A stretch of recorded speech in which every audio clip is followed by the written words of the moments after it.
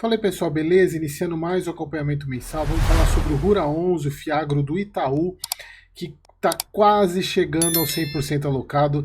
Desde que eu comecei a acompanhar, ele vem nessa caminhada lerda de alocação dos recursos da última emissão e já há quem diga que vem mais emissão por aí. Mas vamos lá, vamos falar um pouco sobre ele. E lembrando que amanhã, pessoal, é o dia que eu abro as inscrições para quarta turma da minha mentoria. Tem esse link aqui, na verdade esse QR Code aqui do lado e o link aqui na descrição para você ainda dar tempo de você fazer o pré-cadastro hoje, vai até às 23 horas e 59 minutos que você pode receber o cupom de desconto para se inscrever amanhã na quarta turma da minha mentoria. Pessoal, tudo que vocês aprendem aqui, principalmente Fiagro, porque a gente tem aula sobre Fiagro, eu trago o Tassiano para fazer live com vocês aqui. Tudo que vocês aprendem desses relatórios gerenciais, na mentoria eu ensino o que você fazer com esses dados, principalmente para você calcular o preço máximo que você pode pagar no fundo imobiliário, porque a grande diferença entre um bom ativo e um bom investimento é o preço que você paga e principalmente em fundo imobiliário isso conta demais. São mais de 50 horas de aula, considerando tanto as aulas gravadas quanto as lives semanais. Nesse link que eu coloquei aqui embaixo e tanto no QR Code aqui desse lado, tem todo o programa da mentoria, tem os depoimentos, então faça o pré-cadastro se você tiver interesse para você receber o cupom para a sua inscrição amanhã, dia 27, beleza? Então vamos lá falar sobre, até cansei, falar sobre o nosso querido Rura 11, que eu tenho recebido vários feedbacks nos últimos vídeos, tem bastante cotista dele que é inscrito aqui no canal, isso é muito bom, então espero ajudá-los com essa análise.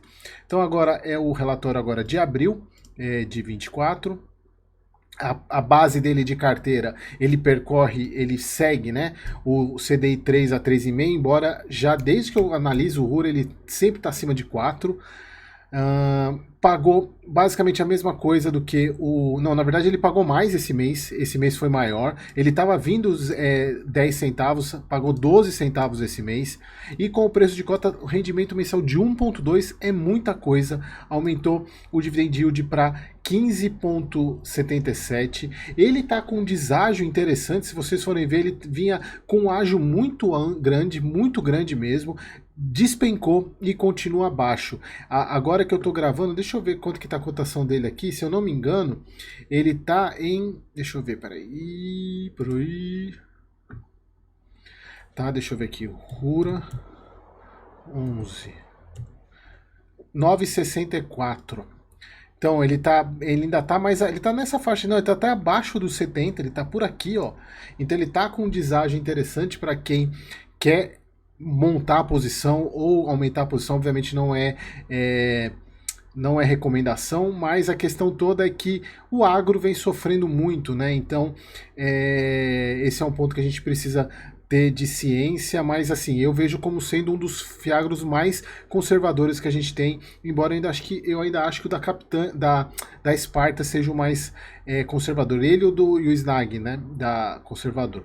Então olha só, teve um resultado grande de CRA e CRI, infelizmente eles não separam o que é correção e o que são juros, né, mas provavelmente aqui tem interferência do IPCA de fevereiro também, e também a alocação do fundo, porque diferentemente, por exemplo, para quem vai assistir o vídeo do LZR que sai amanhã, quando você tem um caixa rendendo a CDI, a 100% CDI, e você aloca num ativo real, com essa taxa de juros alta, você praticamente troca um dividendo pelo outro, porque você não tem uma incorporação de dividendo.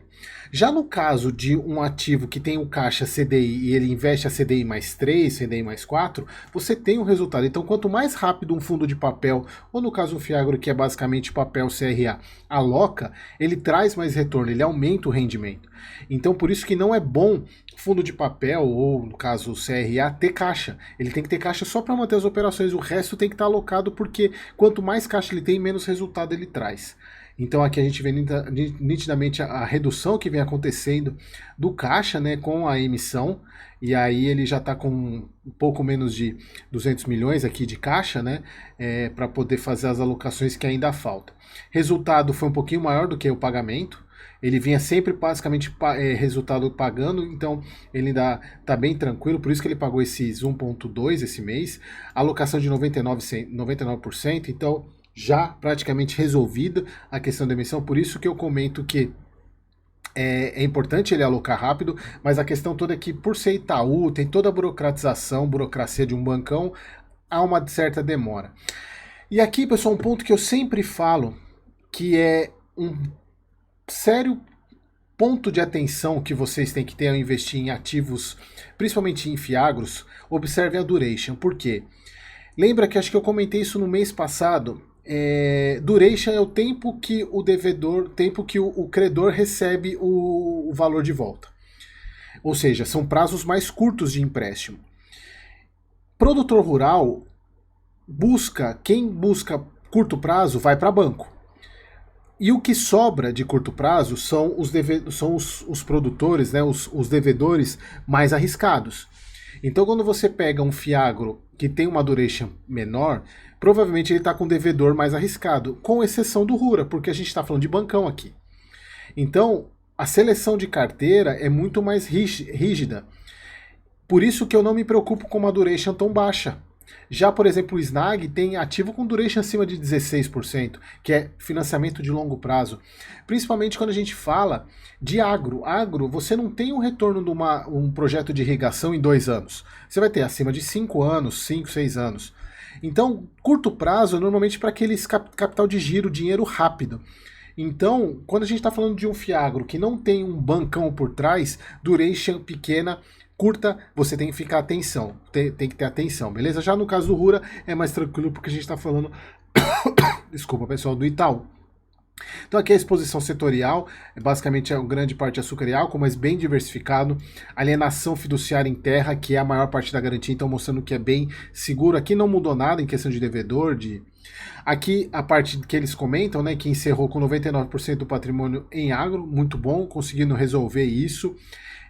Falando que fizeram uma nova alocação com uma operação de uma cooperativa, por isso que não aumentou devedor, porque já era uma cooperativa que já existia, então eles aumentaram a produção com amendoim, cana no estado de São Paulo. Seguimos com o nosso acompanhamento próximo aos devedores, com visitas às principais regiões, e temos a exposição da carteira, segue saudável, sem inadimplência.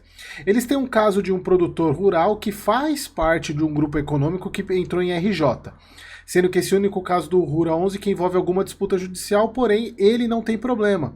Tanto é que eles falam aqui que esse devedor pagou 100% dos juros e da parcela da amortização devida em dezembro a abril, então não tem problema nenhum. Ele já vem monitorando esse devedor desde do mês passado, dos últimos meses, não tem problema nenhum. E aqui, pessoal, esse é um ponto que eu precisava trazer quando eu começasse a acompanhar a Fiagros aqui desse mês no canal, porque eu fiz o vídeo sobre os impactos das chuvas lá no Rio Grande do Sul em fundos imobiliários, e várias pessoas me pediram sobre Fiagro. E aí eu falei, é muito difícil eu saber quem são os produtores que estão no sul, porque você não tem identificação de local. Você tem macro-regiões, mas você não tem a quantidade de devedores, não sabe que fazenda ou que produtor rural lá do sul que está em determinado fiagro. Teria que esperar os relatórios irem começando a falar. E aí a gente tem aqui o Rura 11 falando que eles mencionam a questão do estado do Rio Grande do Sul e falam que tem apenas 1% do PL exposto na parte do estado, e mesmo assim, sem problema, o local sem problema. Então, assim, nada de que eles colocam aqui, ó, que esse 1% está na região oeste do estado, que foi menos impactada, então continua tranquilo. E a diversificação do Rura 11 permite com que ele não tenha tantos problemas. Aumenta o número de cotistas, se não me engano estava em 63 mil, aumentou bastante o número de cotistas de um mês para o outro. Aqui a parte das commodities, né? A soja que estava vindo baixa, o mês passado aumentou, esse mês voltou a cair 1%. O milho, ele valorizou, estava vindo de séries de desvalorização, valorizou. O algodão, ao contrário, vinha valorizando, teve queda, o que já era inclusive esperado, porque estava vindo valorização atrás de valorização. O café é outro que não para de subir, eu não sei como é que está o café, porque o café também, o café vinha aumentando mês após mês. Aqui a parte da carteira do fundo, e aqui eu sempre gosto de marcar que o Rura 11 é o único fiagro que tem ativo dolarizado, com índice dolarizado, que são esses dois aqui, né? Tem 2,9% do PL, praticamente 5% do PL em dólar, né? Que é muito bom para a diversificação da carteira. Aqui a parte de pipeline, pessoal, aqui eu fiquei um pouco na dúvida, porque se você somar eu acho que eles erraram aqui, porque o mês passado estavam com esses 3 ativos em estruturação, aumentou a exposição, não entrou nenhum novo, né? Então, só que apareceu esse produtor rural de cana de 44 milhões, só que manteve os 125 milhões, porque ó, 50 mais 50 mais 25, 125. Era para ter dado 169 aqui. Então eles devem ter errado aqui na divulgação desses dados. Vamos ver se eles corrigem isso para o mês que vem. Beleza, pessoal? Então esse é o Rura 11. Não deixe de fazer sua pré-inscrição se você tiver interesse, porque está acabando o tempo. Amanhã as inscrições abrem de manhã. Beleza, pessoal? Espero vocês no próximo vídeo.